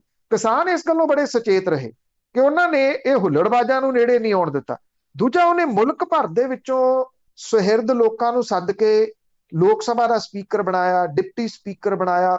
ਖੇਤੀ ਕਾਨੂੰਨਾਂ ਤੋਂ ਇਲਾਵਾ ਮਹਿੰਗਾਈ ਦਾ ਮੁੱਦਾ, ਕਰਪਸ਼ਨ ਦਾ ਮੁੱਦਾ, ਰਾਜਨੀਤਿਕ ਧਿਰਾਂ ਦੇ ਰੋਲ ਦੇ ਉੱਤੇ ਜਿਹੜੀ ਸੀ ਬਿਹਤਰੀਨ ਚਰਚਾ ਕਰਾਈ। ਮੇਰੀ ਜਾਤੇ ਮੈਂ ਡੇਲੀ ਬੇਸਿਸ ਦੇ ਉੱਤੇ ਉਹਨੂੰ ਸੁਣਦਾ ਰਿਹਾ, ਪੜ੍ਹਦਾ ਰਿਹਾ ਜੀ। ਮੇਰੀ ਜਾਚੇ ਜਿੰਨੇ ਵਧੀਆ ਤਰੀਕੇ ਦੇ ਨਾਲ ਇਹ ਮੁੱਦੇ ਉਠਾ ਕੇ ਚਰਚਾ ਹੋਈ ਹੈ, ਪਹਿਲਾਂ ਜਿਹੜੀ ਉਹ ਸੁਣੀ ਵੇਖੀ ਨਹੀਂ ਗਈ। ਅੱਜ ਕਿਸੇ ਨੂੰ ਇਹ ਲੱਗਦਾ ਹੋਊਗਾ ਕਿ ਇਹਦਾ ਕੀ ਜਿਹੜਾ ਜੀ ਅਸਰ ਪੈਣਾ, ਇਹਦਾ ਚਰੋਕਣਾ ਅਸਰ ਜਦੋਂ ਤੁਸੀਂ ਦੇਖੋਗੇ, ਇਹਦੇ ਵਿੱਚੋਂ ਇੱਕ ਤਾਂ ਜਿਹੜੀ ਹੈ ਜੀ ਜਿਹੜੇ ਨਵੇਂ ਲੋਕ ਸਿਆਸਤ ਚ ਆਉਣਾ ਚਾਹੁੰਦੇ ਆ ਉਹਨਾਂ ਦੇ ਵਾਸਤੇ ਇਹ ਹੁੰਗਾਰਾ ਮਿਲੂਗਾ। ਭਾਰਤ ਦੀ ਸਿਆਸਤ ਨੂੰ ਕਿਸੇ ਨਾ ਕਿਸੇ ਸਮੇਂ ਸਮਾਂ ਲੱਗ ਸਕਦਾ, ਪਰ ਇਹ ਚੀਜ਼ਾਂ ਨਵੇਂ ਪਾਸੇ ਨੂੰ ਲੈ ਕੇ ਜਿਹੜਾ ਜੀ ਉਹ ਜਾਣਗੀਆਂ। ਗੁਰਨਾਮ ਸਿੰਘ ਚੜੂਨੀ ਹੋਰਾਂ ਨੇ ਇਹ ਗੱਲ ਪਿਛਲੇ ਦਿਨਾਂ ਦੇ ਵਿੱਚ ਕੀਤੀ ਸੀਗੀ ਕਿ ਮੈਂ ਮੁੱਖ ਮੰਤਰੀ ਦਾ ਚਿਹਰਾ ਤੇ ਪੰਜਾਬ ਮਿਸ਼ਨ ਦੇ ਤੌਰ ਦੇ ਉੱਤੇ ਆਏ 117 ਵਿਧਾਨ ਸਭਾ ਹਲਕਿਆਂ ਤੇ ਉਮੀਦਵਾਰ ਖੜੇ ਕਰਨ ਦੀ ਗੱਲ ਕੀਤੀ। ਇੱਕ ਬਾਪ ਪਾਰਟੀ ਜਿਹੜੀ ਸੀ ਉਹ ਖੜੀ ਕਰ ਲਈ ਲੁਧਿਆਣੇ ਚ। ਕੱਲ ਉਹ ਮੁੱਕਰ ਗਏ ਇਹਨਾਂ ਸਾਰੇ ਮਾਮਲਿਆਂ ਤੋਂ, ਯੂ ਟਰਨ ਮਾਰ ਕੇ ਕਹਿੰਦੇ ਨਹੀਂ ਮੈਂ ਤਾਂ ਕਿਹਾ ਹੀ ਨਹੀਂ ਕਦੀ ਕਿ ਮੈਂ ਚੋਣਾਂ ਲੜਨੀਆਂ, ਮੈਂ ਤਾਂ ਕਿਹਾ ਹੀ ਨਹੀਂ ਕਿ ਮੈਂ ਮੁੱਖ ਮੰਤਰੀ ਦਾ ਦਾਅਵੇਦਾਰ ਹਾਂ, ਮੈਂ ਤਾਂ ਕਿਹਾ ਹੀ ਨਹੀਂ ਕਿ ਅਸੀਂ ਕੋਈ ਪਾਰਟੀ ਜਿਹੜੀ ਉਹ ਖੜੀ ਕਰ ਲਈ। ਇਹ ਸਭ ਕਾਸੇ ਦੇ ਵਿੱਚੋਂ ਨਿਕਲਿਆ ਹੋਇਆ।